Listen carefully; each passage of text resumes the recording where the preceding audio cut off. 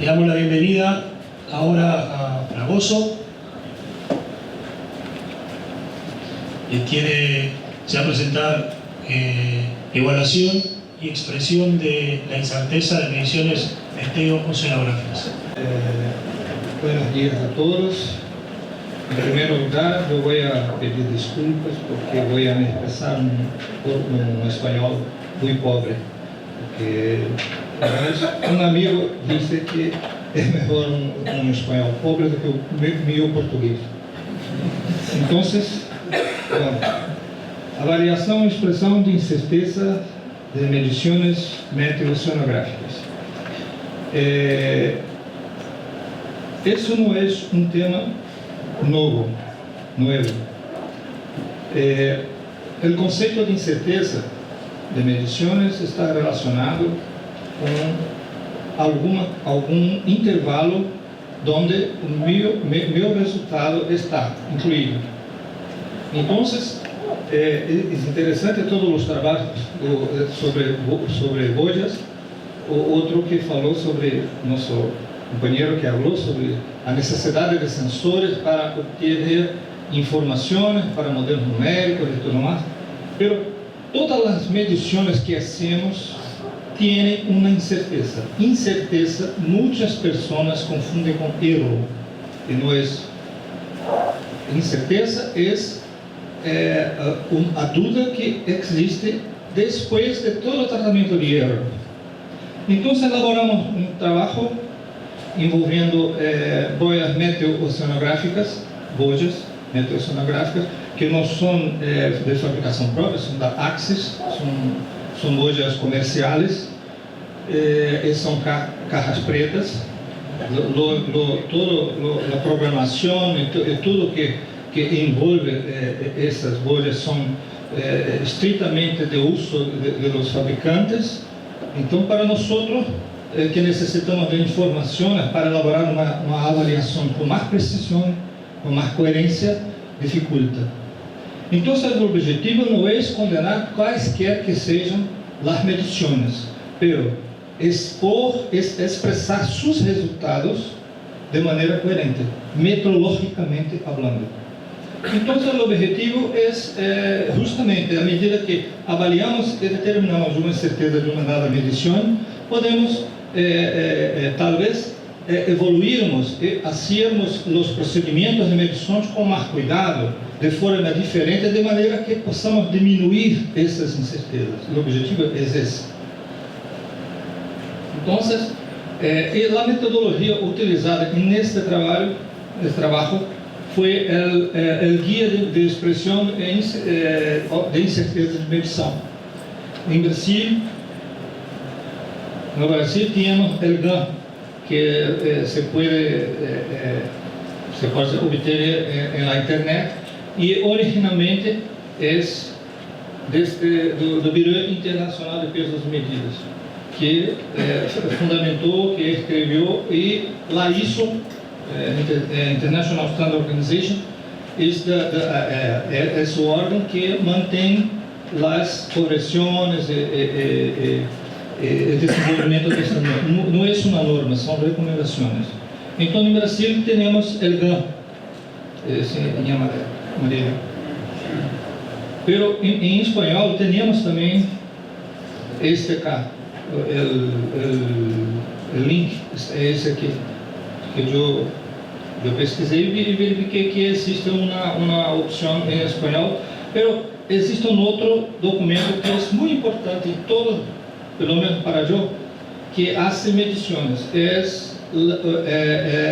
se relaciona ao vocabulário que se usa em medições, resolução, acurácia. O que são esses termos? Muitas pessoas confundem os significados, eles são diferentes. Então, em espanhol, tem o VIM, que é o Vocabulário Internacional de Metrologia. Então, é importante e interessante observar os corretos termos, a significação desses termos. E o VIM ajuda muito. O objetivo: difundir os conceitos de incerteza, de erros associados e melhores práticas no desenvolvimento de atividades de medições. Podemos ver que em el oceano nós temos bolhas de 12, 13 metros de diâmetro, como esta primeira. Em segundo temos lá, não sei em espanhol, em português são leões marinhos, não sei se leões marinhos,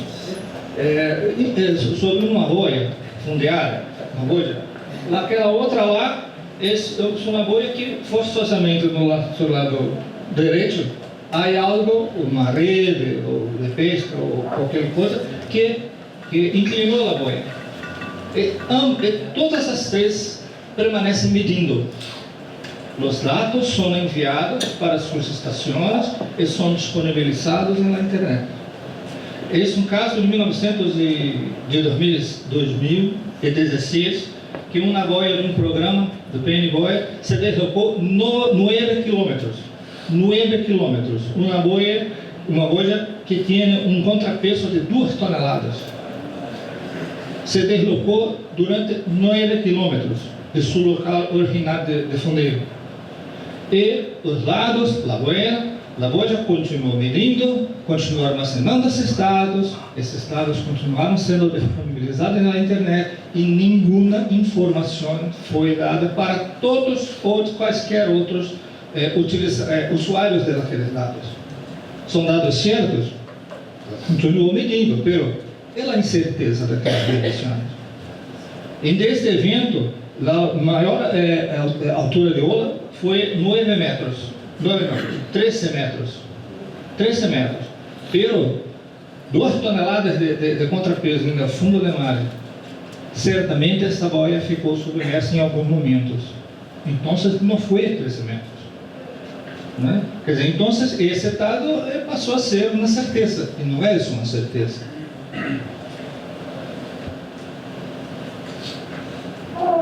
Então, as próprias instituições de nome como a MetOcean da Nova Zelândia publica, por exemplo, resultados de altura máxima de onda com 2 casas decimais.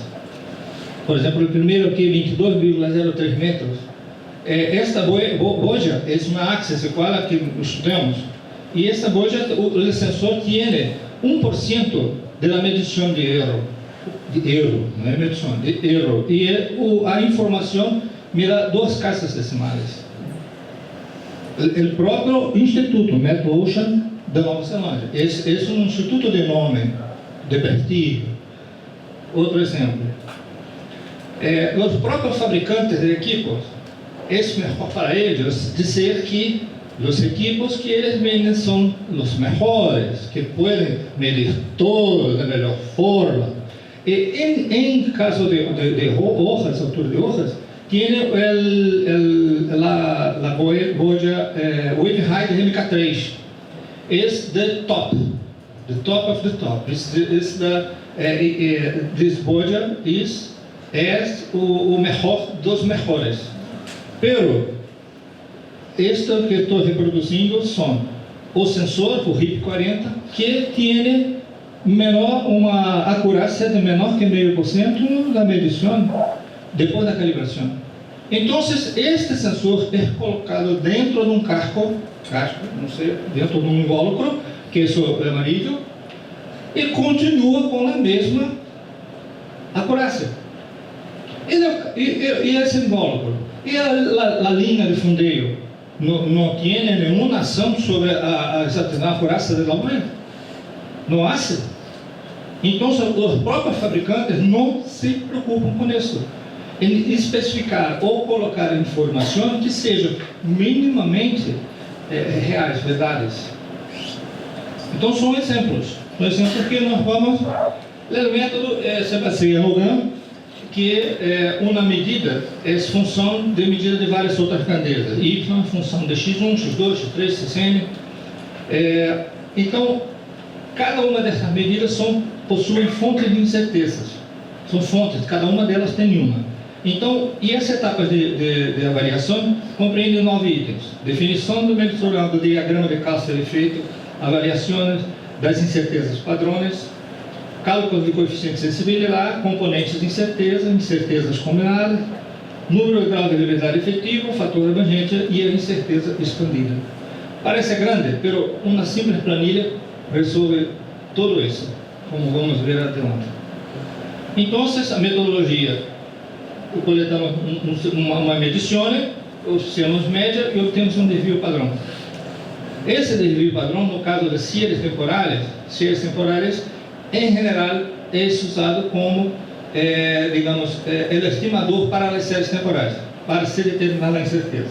Mas depois veremos que há dúvidas a respeito disso e é uma matéria de estudo para meu doutorado. Então, o sensor de velocidade que usamos, velocidade do vírus, é um anemômetro ultrassônico da sala.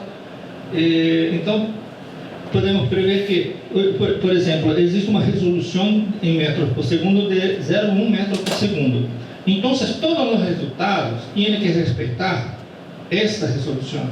Não adianta colocarmos 3, 4, 5 casas decimais após a vírgula, estamos errando. Não só errando de forma de resultado, como também metrologicamente.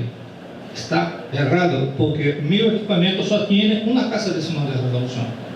Então, essa equação de transformação entre o que o equipamento que é ultrassônico mide e a velocidade do vento. Então, no final tinha... Isso aqui foi para acender.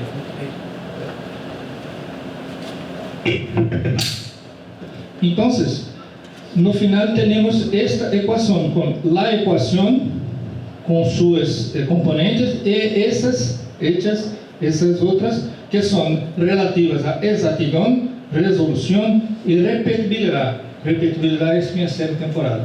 E outras que chamamos não declaradas, mas existem, que são as condições que afetam a medição, mas não temos condição de medir ou de estimar.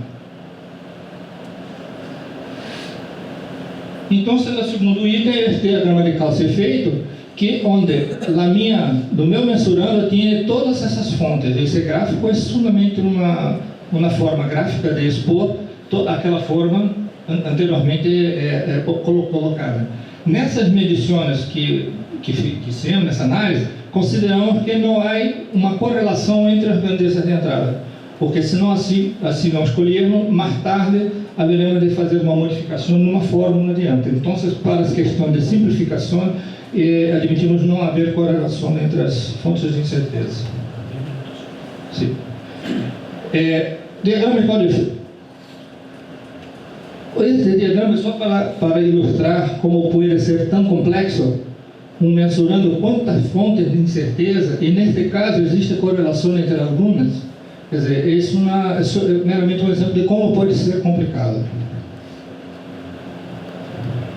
Pronto, então, a partir daquela fórmula, obtenemos, a partir de dados de fabricantes, estimativas de incerteza e valores estimados. Definimos, então, as incertezas padrão, qual seria a distribuição estatística dessas amostras, dessas fontes. Conseguimos, através de uma estou mexendo aqui, uma planilha que resume todos esses dados. A partir da cá, determinamos as incertezas padrão, que são cada uma daquelas componentes da fórmula daquela equação, tem essa incerteza envolvida. Depois, coeficientes de sensibilidade, que me dizem simplesmente qual era a preponderância dessa componente em todo.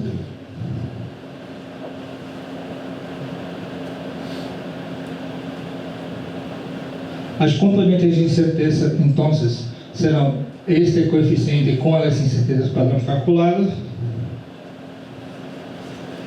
E, por fim, obtenemos a incerteza combinada, que esse é simplesmente uma raiz de quadrado, de soma de quadrados. Então, para os dados utilizados, utilizamos uma incerteza de 0,13 metros por segundo. Después tenemos que determinar el factor de emergencia acá, que viene a través de esta forma, un poco de matemática, infelizmente, pero isso é muito fácil porque simplesmente substituímos los valores.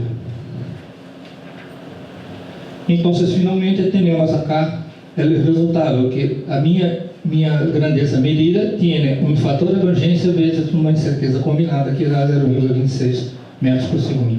Então, a média foi 9,9, mais ou menos 0,26 metros, então, 8,9 ou mais ou menos 2,9%. Então, naquela medida, eu tenho 3% de incerteza. Pero não acaba aqui, não termina. A planilha de cálculo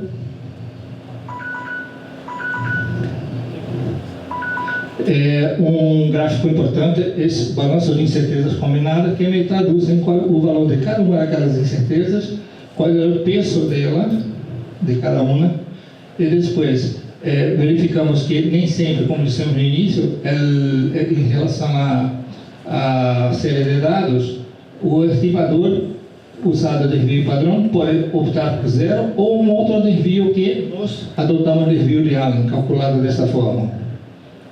Então, com isso, temos isso, percebemos que, independente do valor de estimador para a série temporal, que modifica, como vemos, não altera por demais a incerteza total.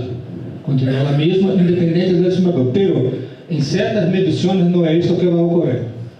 Trouxemos para cá medição de vento, pero fizemos análises com perfilador acústico, com medição com anemômetro de hélice, né, também, e houve diferenças consideráveis. Um fator importante também é a conversão para a altura de 10 metros, que é o padrão de medida de altura de vento, através dessa fórmula de sigla europeu ou de sul, que tínhamos então um aumento para 3,5% na incerteza. E quando instalados em boias, os medidores de velocidade estão sujeitos a essa elevação de rola, sujeitos a isso. Então, fizemos uma análise incluindo a altura de onda desse intervalo que estava medido por Lagosha, então, mais ou menos 1,20 m. Então, a incerteza já sobe para 4,1%. Por fim, fizemos uma simulação para onda por rolas de 2,5 metros, que é comum muitas vezes, em muitas situações no oceano. Então, a incerteza passa para 5,4%. Então, muitas graças.